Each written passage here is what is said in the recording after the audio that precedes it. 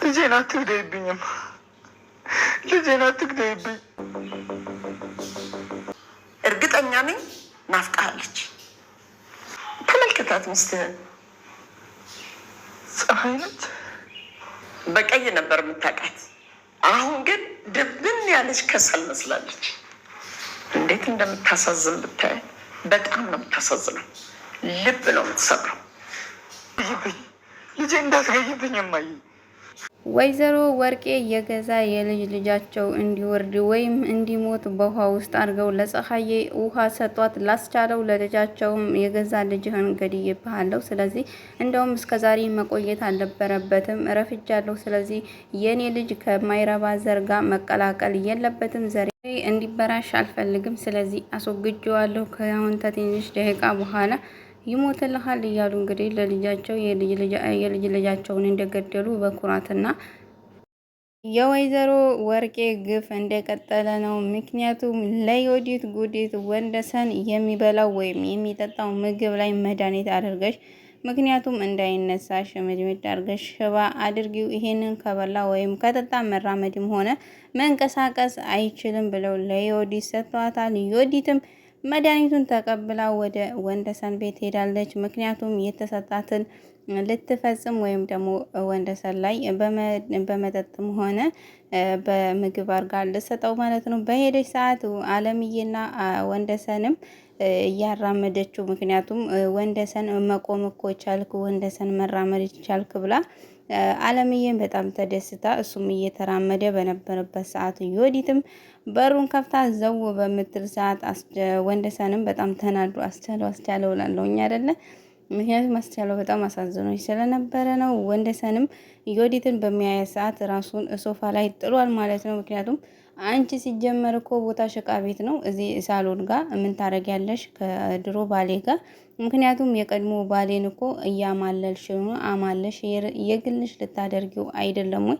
እኔና አንቺ እንተዋወቃለን አለም በምትላት ሰዓት ዮዲት እንዴት እንደዚህ ትያለሽ እያለች አለምዬም በጣም ተናዳለች። ወንደሰንም ምንም ማረግ ባለመቻሉ፣ ምክንያቱም በጣም ነው እየተናደደና ተቆጥቶ ዮዲት ጉዲትን እያያት ይገኛል። ምክንያቱም በቁጣው ቢሆን እስከዛሬ ገሏት ነበረ፣ ግን ደግሞ ተርፋለች።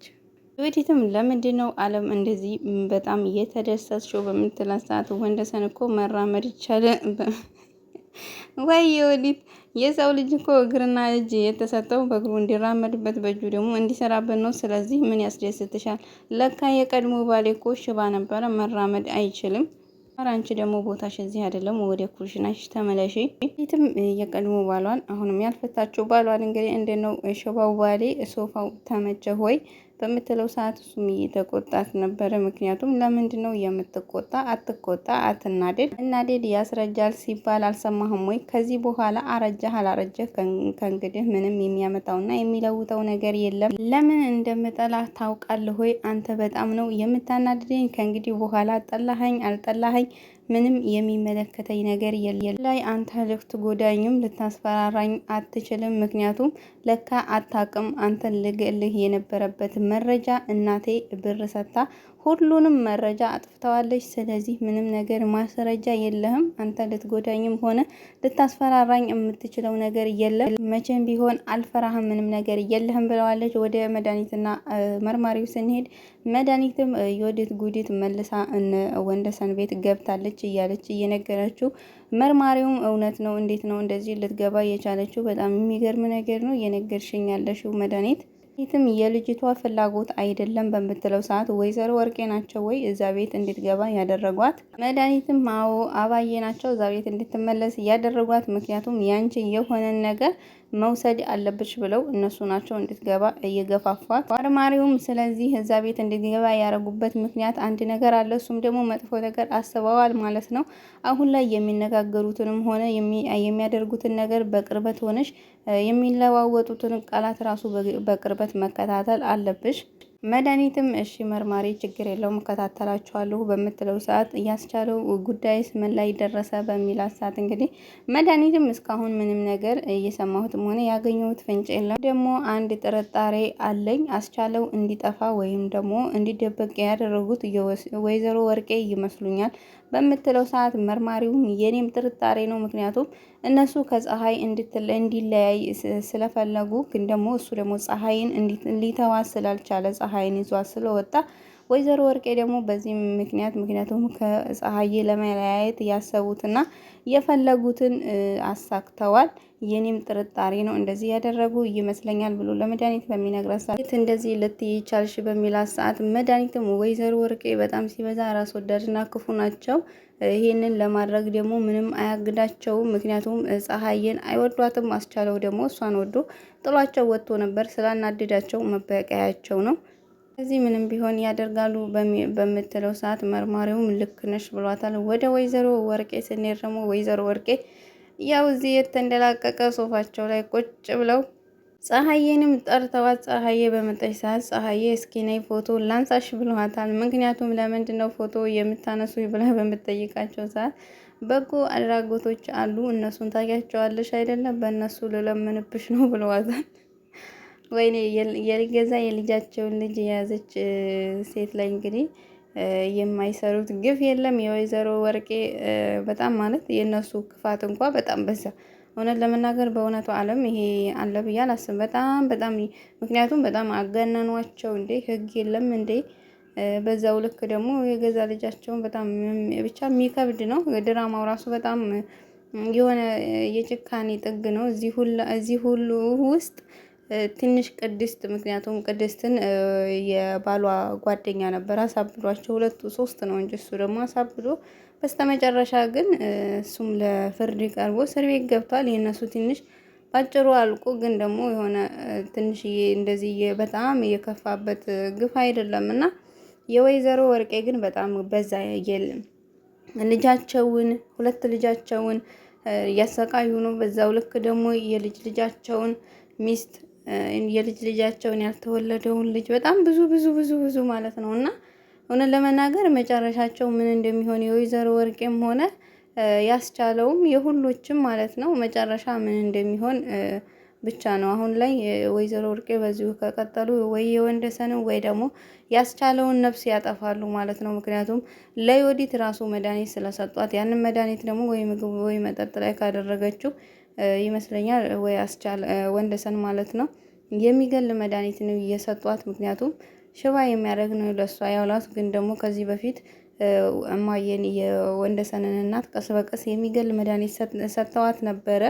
እሷ ምንም እንትን ያለችው አልነበረም። ግን ደግሞ አሁን ደግሞ ሽባ የሚያደርግ ነው ብለው ወንደሰንን ገላ የራሷ ንብረት እንድትወስድ፣ ምክንያቱም የወንደሰን ነው የእሷ ንብረት አይደለም። የወንደሰንን ባሏ ከሞተ ያው እኩል ስለምትካፈል፣ ከዛን ደግሞ አሮጊቷ ራሱን ከገደልናት መንግስት ይሸልማናል እንጂ አያስረንም ብለዋል። ወንደሰንን ከገደሉ እማዬን ደግሞ ለመግደል አይከብዳቸውም። በጣም ቀላል ነው የሚሆናቸው። የልብ ሰጥተው ነው ዮዲትንም እየሸኟት። ዮዲት ራሱ እዚህ ጋር ማሰብ ነበረባት። ምክንያቱም በአንቺ ሀሳብ አልመራም፣ ትልቅ ሰው ነኝ፣ ተከራይታ ወጥታ ራሱ የራሷ ነገር መስራትና በራሷ መቋቋም የምትችል ነች። ምክንያቱም ትልቅ ሴትዮ ነች። ስለዚህ በእናቷ ሀሳብ መመራት አልነበረባትም ዮዲት ጉዲት።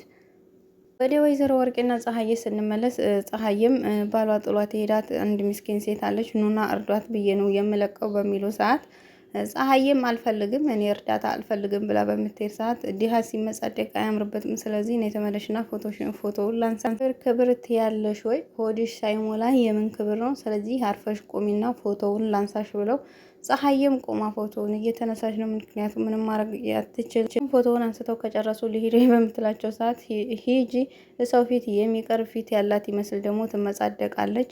አመዳም ብለዋታል። ይሄ አመዳምና ጥቁር ድንጋይ ካፋቸው ስድባቸው አይጠፋም። ወደ ወንደሰንና ዮዲት ጉዲት ስንሄድ እንግዲህ ዮዲት ጉዲትም ከወንደሰን ቤት በምትወጣ ሰዓት እማየም ወደ ቤታቸው በሚገቡ ሰዓት አንቺ ደግሞ እዚህ ምን ትሰሪያለሽ ሲሏት እንግዲህ ዮዲት ልጅሽን ትወጂዋለሽ አይደለም ወይ? ስለዚህ ልጅሽን የምትወጂው ከሆነ እኔን ስታወሪ እንደዚህ አጣጥለሽ ማውራት አይጠበቅብሽም። በክብር ነው እኔን ማውራት ያለብሽ። አለበለዚያ ግን ልጅሽን ሶፋው ላይ የተኛ ልጅሽን ወደ ሬሳ ነው የምቀይርልሽ። ስለዚህ እኔን ስታወሪ ክብር ይኑርሽ አንቺ አሮጊት።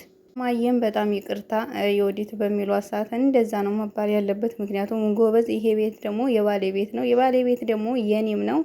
ይህም እዚህ ቤት እንድትገቢም ሆነ እንድትኖሪ እየፈቀድኩልሽ እኔ ነኝ በሚሏት ሰዓት አንድ የገባው ስለዚህ የራሴ አደረኩት ማድረግ አልችልም ወይ በምትላቸው ሰዓት እማዬም እባክሽ ወዲት ያለፈው ነገር ይበቃል፣ ስለዚህ እኔንና ልጄን ተይን፣ ተው ብሎ ነገር የለም። እኔም አንቺን አልተውሽም፣ አንቺም እኔን አትተይኝም። ስለዚህ ምንም አትልፊ ላልተዋችሁ ነገር። ወርቄም ወደ ልጃቸው አስቻለው ጋር ሄደው አስችዬ የኔ ጎረምሳ እስኪ ገምት ምን ያመጣሁልህ ይመስልሃል ልጄ በሚሉት ሰዓት አስቻለውም መናገር እስከሚያቅተው ድረስ ተደብድቦ ስለነበረ እማዬ ለግድ እናቱን ራሱ ለማጣራት ድምፁ አንሶታል። ምክንያቱም ምግብም እየተሰጠው አይደለም፣ በዛ ላይ ዱላም አለበት። ከዚህ በፊት ፀሐይን አንስተዋል ስለነበረ የፀሐይን ፎቶ ሊያሳዩት እና በጣም ደግሞ በጸጸት እንዲቃጠልም ሆነ እንዲናደድ አስበው የፀሐይን ፎቶ አንስተው እንግዲህ ያንን እንደዛ ፊቷን ጠባብሰው ጥቁር ካደረጓት በኋላ ያችን የመሰለኝ ልጅ አሁን ደግሞ ለሱ ሊያሳዩ አምጥተውለታል። ይሁን ተውና ምን እንዳመጣው ልገምት በሚሉት ሰዓት አስቻለው ምንድነው ያመጣሽልኝ በሚላት ሰዓት እንግዲህ የሚስትህን ፎቶ ነው ያመጣውልን፣ ናፍቃሃለች አይደለም ወይ ዘሮ ወርቄ ምን አይነት ጥያቄ ነው የመጠይቅህ? ናፍቃሃለች እኮ ብለው እንግዲህ ያንን ያነሷትን ፎቶ ላስቻሉ አሳይተዋታል።